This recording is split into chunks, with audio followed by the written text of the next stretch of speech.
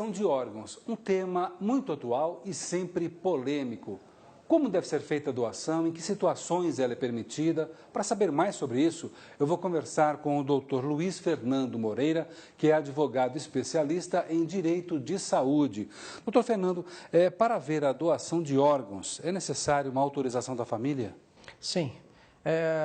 No passado, nós tínhamos a chamada doação presumida, né? Onde alguém declarava no seu documento de identidade ou na carteira de motorista que era doador de órgão, ou seja, numa fatalidade seria os seus órgãos, tecidos e pele poderiam ser doados. Hoje a legislação exige que a família seja consultada, né? A chamada doação consentida. A família deve ser consultada e, portanto, autorizar a doação de órgãos, pele ou tecido. Bem, doutor, então a doação presumida, ela não existe mais? Não existe mais, né? A única alternativa é se em vida aquele doador, o pretenso doador, declarar em cartório o seu desejo, na presença de duas testemunhas, de doar os órgãos quando vier a falecer. A doação consentida pela família, ela é prevista em lei? Prevista em lei. Uma lei que foi editada em 1997, tá? Que garante a pessoa, a falecida, a família do falecido, né? Respeitada inclusive uma hierarquia de ascendência, ou seja, esposa, depois filhos e tudo mais, autorização para doar aquele órgão. A doação presumida ela foi permitida até quando? Até 2000. A partir de 2000 caiu por terra essa presunção de doador. É uma lei que só garante à família esse direito. Isso. Existe uma lei que foi editada em 1997 e que trata exatamente das condições para a doação desses órgãos. Agora, existem pessoas que fazem questão de ser doadoras. Uhum. E, nesse caso, ela teria que fazer o quê? Um documento em vida? Não há necessidade. O que se recomenda é que a pessoa em vida, como por exemplo é o meu caso, sempre deixe alertado a família do seu desejo em doar os órgãos quando vier a falecer. Seja numa situação de uma morte, declarada morte encefálica, né, por dois profissionais médicos, no mínimo dois profissionais, a família então já vai estar autorizada a fazer cumprir a vontade daquela pessoa.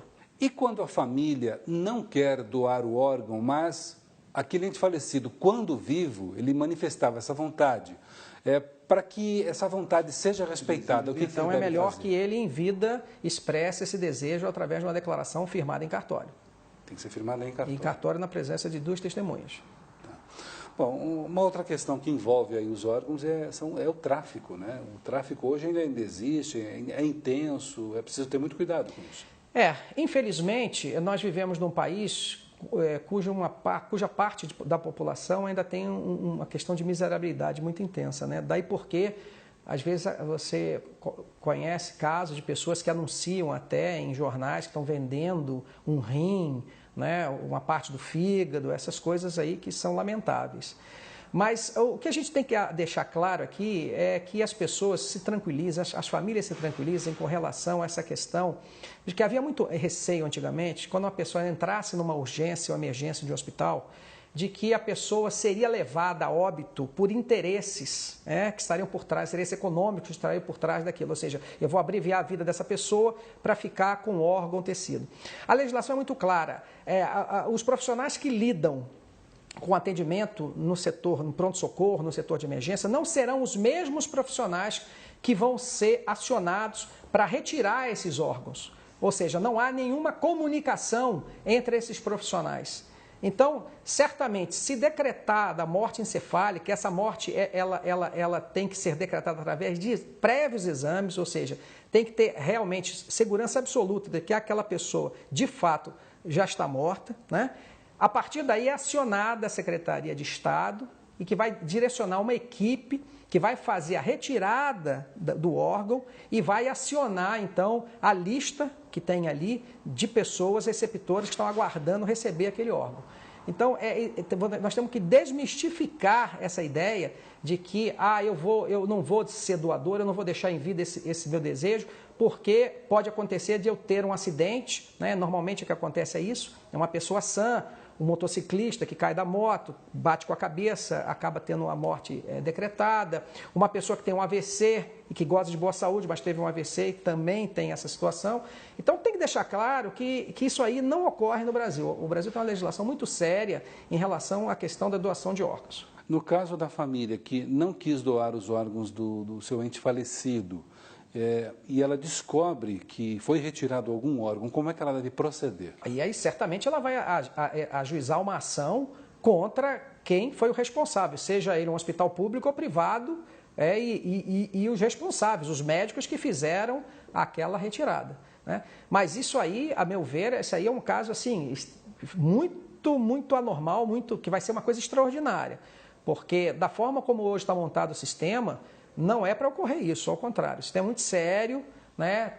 Tem muito controle sobre isso. Vocês terem uma ideia, as secretarias de Estado elas são obrigadas a encaminhar para o Ministério da Saúde uma relação de receptores desses órgãos. Então, é muito difícil que isso venha a acontecer.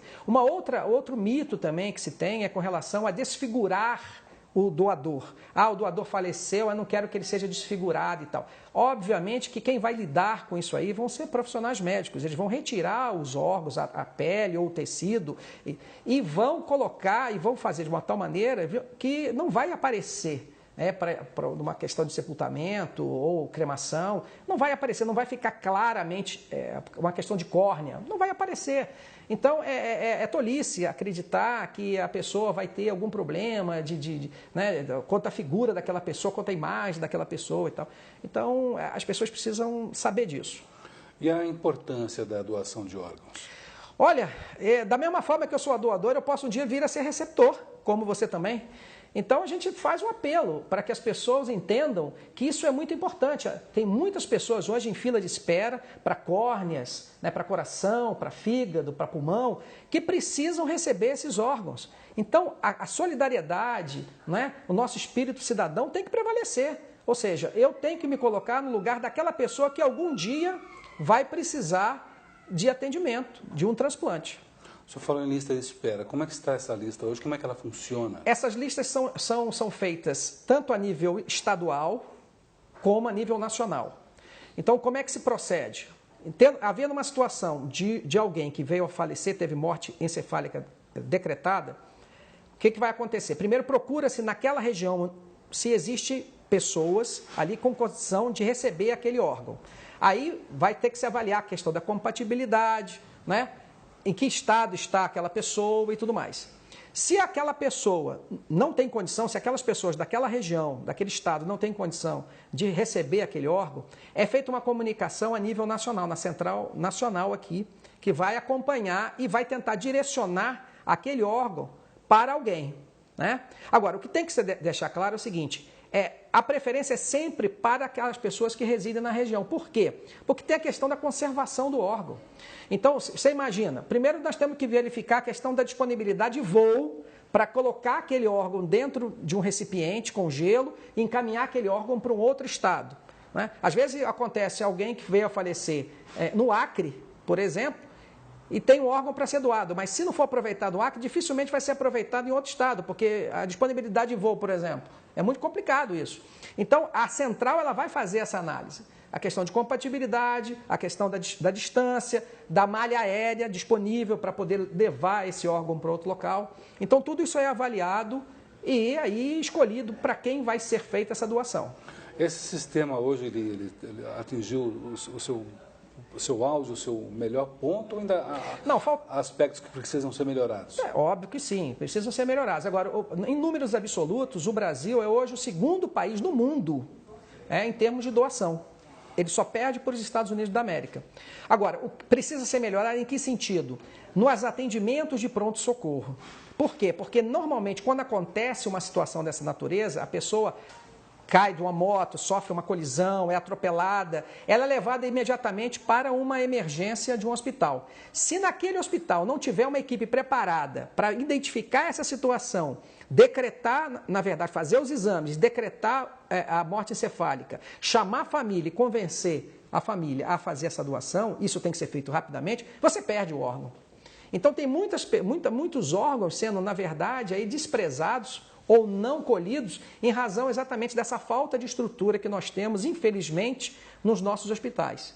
Se nós tivéssemos uma condição melhor hoje de atender essas pessoas, certamente o número de transplantes seria muito maior.